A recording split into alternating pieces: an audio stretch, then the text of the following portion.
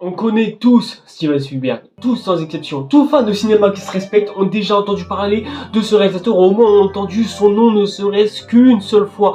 Une seule. On peut aujourd'hui parler de ses films cultes tels que E.T. l'extraterrestre, Les Dents de la Mer, La Liste de Schindler, Indiana Jones, Ready Player One plus récemment et plein d'autres films encore. Steven Spielberg nous a fait adorer le cinéma, au point que même ma mèche, vous en avez l'habitude, hein, que mes mèches pètent les plombs comme ça. Pourtant, aujourd'hui, en 2023, il sort un nouveau film. Sauf que, à sa sortie, ce film est sorti en décembre, et ce film vient de sortir chez nous en France, il y a bientôt un mois, presque, hein, sachant que moi, je suis hyper en retard. Mais bon, à force, vous en avez l'habitude, hein, de toute façon, je fais jamais rien comme personne. Et pourtant, le public même considère ce film comme étant l'un de ses plus beaux films, malgré ses résultats au box-office hyper décevants. On parle même de son plus gros flop de toute sa carrière. Au Golden Globes, il a remporté le titre du meilleur film, donc là déjà, ça annonce plutôt bien la couleur. Et il a aussi pas mal de nominations aux Oscars, sachant qu'à l'heure où je tourne cette vidéo, les Oscars, c'est que ce soir. Mais du coup, est-ce que The Fabelman est-il un excellent film? On va voir ça tout de suite. Fais 22 sur le terre. Sa mère vient pas lèche, on t'empêche ma main sur ta fesse.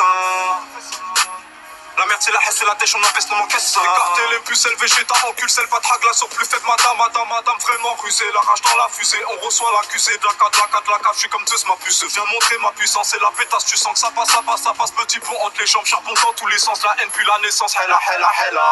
Et donc bonsoir et bonjour tout le monde, c'est Ressatire. Aujourd'hui, première après-séance de l'année, on parle cette fois-ci de The Fabelman. J'avais déjà mentionné ce film dans les films que j'attendais le plus cette année.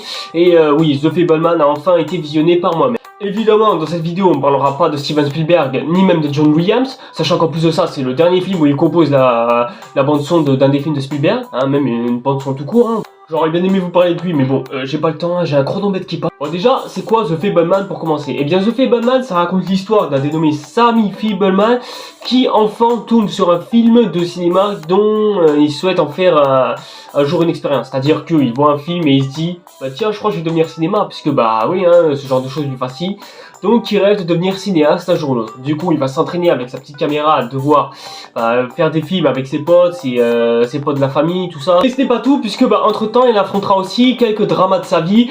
Et ces dramas vont soit être dramatiques, hein, c'est pour ça que ça s'appelle des drames de base. Et on va continuer de suivre tout au long de sa vie, sa vie en fait, voilà. C'est plus une sorte d'histoire autobiographique, puisque si Steven Spielberg est impliqué dans ce film, c'est tout simplement parce que il s'en identifie, hein, et réalise un petit peu son enfance via cet univers fictif. Parce que oui, hein, Spielberg raconte son enfance à partir de ce film, mais tout en inventant une histoire un peu fictive. De toute façon, on n'est pas là pour détailler pour ça. Vous avez plein d'interviews qui tournent sur le net, et puis Wikipédia est votre ami les gars, hein, donc venez pas chercher plus loin. Voilà, si vous voulez des détails à ce sujet, allez-y, hein, cherchez partout sur internet, voilà, vous allez trouver des choses. Alors donc déjà, comment commencer avec ce film pour une longue année qui s'annonce?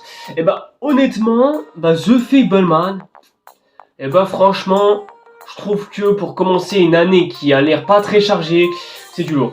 Hein, franchement, on a dégusté. J'ai même envie de dire, Steven Spielberg nous prouve que même encore aujourd'hui, il est en forme, hein, après plus de 50 ans de carrière à tenir une caméra. Non, franchement, chapeau, le gars pète encore la forme et je pense qu'il risque de la péter pour encore longtemps. L'histoire est géniale, mais en même temps c'est du Spielberg, hein, et quand tu t'attends du Spielberg, tu t'attends forcément à une histoire exceptionnelle. Le drama fonctionne, c'est du pur Spielbergien, c'est génial. Les acteurs sont aussi exceptionnels tous les uns envers les autres, et donc bref, toute l'équipe dans ce film est juste, mais éblouissante. Après, le seul gros problème, pour moi, c'est John Williams.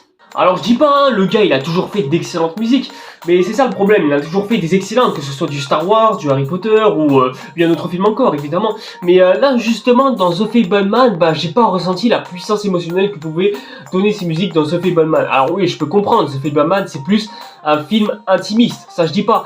Mais voilà, je trouve ça un peu dommage qu'il s'est pas suffisamment dépassé, surtout pour un gars qui part, hein, prendre sa retraite et tout. Voilà, moi je trouve ça triste, hein, de savoir que Williams n'a pas pu arriver au bout de son terme avec ce film, alors que ouais, hein, c'est censé signer la fin de sa carrière. Voilà, franchement, ouais, je suis mitigé par cette musique. Après, je dis pas, hein, la musique est exceptionnelle, mais voilà, hein, pour du John Williams qui nous avait habitués à mieux, Voilà, c'est dommage. Mais après, la musique, surtout dans les moments les plus dramatiques, moi je trouve qu'elle fonctionne. Vraiment, la musique, elle est utilisée d'une manière super bien faite. Franchement, c'est du grand art. Et il y a aussi, je trouve, le point fort du film, le scénario, qui est, je trouve, super bien écrit. Je pense même que c'est l'un des scénarios les mieux écrits que Steven Spielberg ait écrit. Même peut-être le meilleur, hein, si c'était pour vous dire, hein, mais après j'ai pas non plus tout vu de Spielberg, hein, faudrait pas faire d'arc non plus. Évidemment, je vais pas vous spoiler, parce que le but c'est quand même de vous donner envie d'aller voir le film. Hein. Je vous jure, essayez d'être attentif à certains dialogues, parce que vous allez voir qu'il y a des sens cachés d'absolument partout. Genre, The Fabelmans, en termes de dialogue, c'est une mine d'or. Franchement, tu peux trouver des détails incroyables au point qu'il faudrait que j'en fasse une deuxième vidéo pour tout résumer, pour vous dire. Sauf que le problème, c'est que j'ai vu le film qu'une fois, et c'est vrai que retenir un film de plus de 2 heures... il faut retenir au moins quelque chose, bah, j'ai au moins pu en retenir juste une seule phrase, à savoir une phrase par rapport au fait que faut faire attention à cette braise parce que sinon tout va s'enflammer autour. Ouais, un truc du genre, je sais pas. Alors honnêtement, cette phrase elle veut strictement rien dire. De toute façon, allez voir le film, c'est pas du tout mot pour mot, mais faites attention à une phrase qui est dite de cette façon. Posez pas de questions. Mais vraiment, je vous jure, genre, je n'ai jamais vu un autre film que The Fabelmans avoir autant de détails aussi minutieux dans les dialogues qui décrit parfaitement l'histoire. C'est incroyable. Et aussi, on a aussi cette façon de s'identifier à des personnages qui sont mais absolument mémorables. Genre, d'un côté, t'as le père de Sammy qui, lui, a une façon scientifique de décrire le cinéma, à savoir une caméra qui fait tourner 24 images par seconde.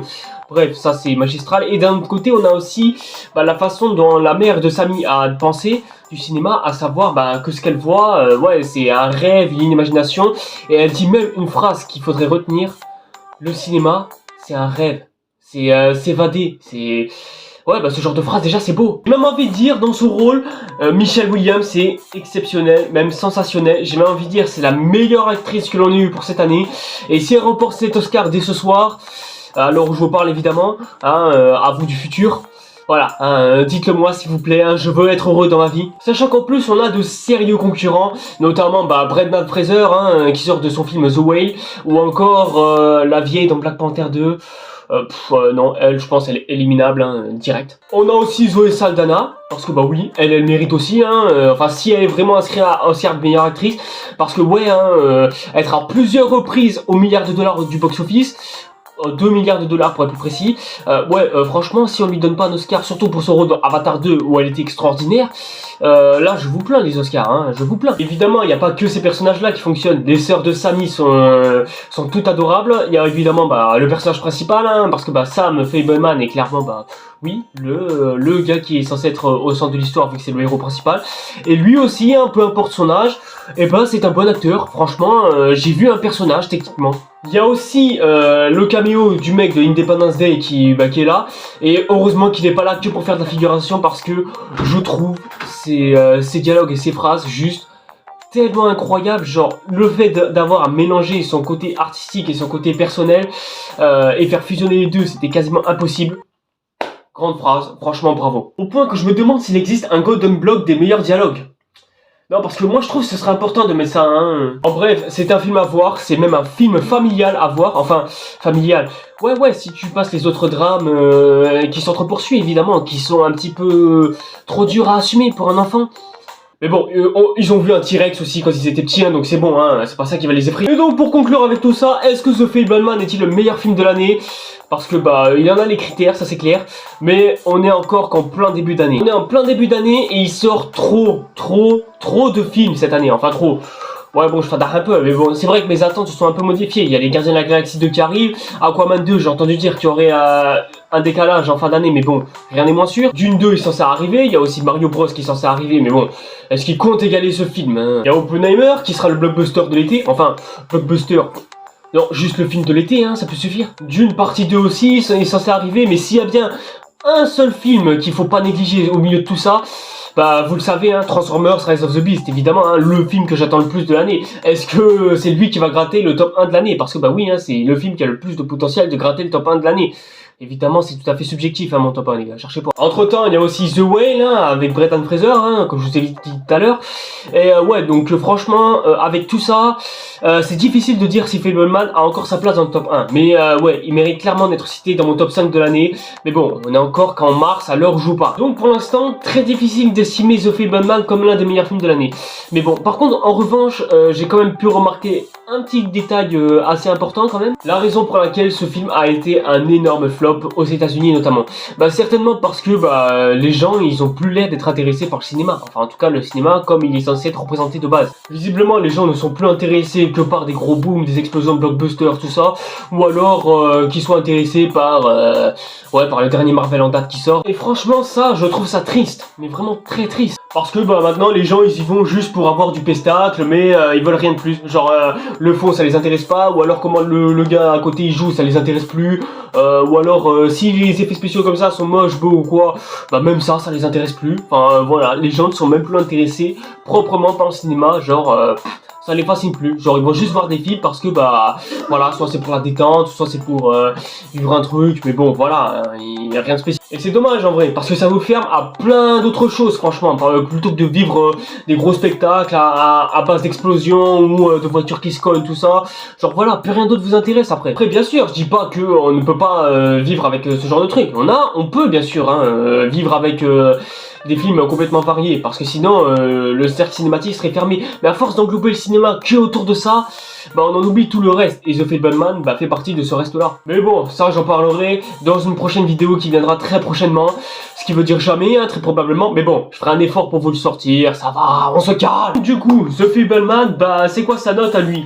Eh honnêtement, c'est très difficile à dire, mais bon, je pense que au vu de ce que j'ai eu, un petit 93%, c'est largement méritant pour lui. Parce que voilà, des dialogues extraordinairement bien écrits, avec une réalisation toujours au top. Steven Spielberg pète encore la forme malgré ses 50 ans de carrière. Même si John Williams ne dit pas parfaitement adieu, au moins c'est pas grave, il nous aura donné une belle bande son. Mais bon, juste pour partir et dire au revoir, je pense qu'il y avait un peu plus pertinent. Michelle Williams, une actrice obligatoirement oscarisable, voilà, je ne demande que ça et je ne demanderai rien d'autre, avec une histoire magnifiquement racontée, genre où il s'est pas pris la tête soit pour prendre un extraterrestre ou mettre des dinosaures aux alentours, non, il a juste pris des personnages et il en a fait toute une histoire inspirée de sa vie réelle. Avec tout ça, je pense que ça mérite amplement le 93% que je lui note à The Fabelmans. Et voilà les gens, c'est tout pour cette vidéo, merci à tous et à tous de l'avoir suivi, si c'est le cas comme d'habitude, likez, partagez, etc., etc. La prochaine fois, contre toute attente, on va s'attaquer à Creed 3. Voilà, comme ça moi vous le savez. En attendant, suivez-moi sur les réseaux sociaux pour être au courant de tout ce que je sors. N'hésitez pas aussi à vous abonner à la chaîne et à activer la petite cloche pour être au courant de toutes les nouveautés qui viendront. Et nous en attendant, on se retrouve pour une prochaine vidéo. Allez, c'était Red Satire. Ciao les gars. C'est trop sale, t'as fait trop de sale. C'est dommage, car j'étais un bon gars, mais je suis devenu un bandit. Le OG, le million.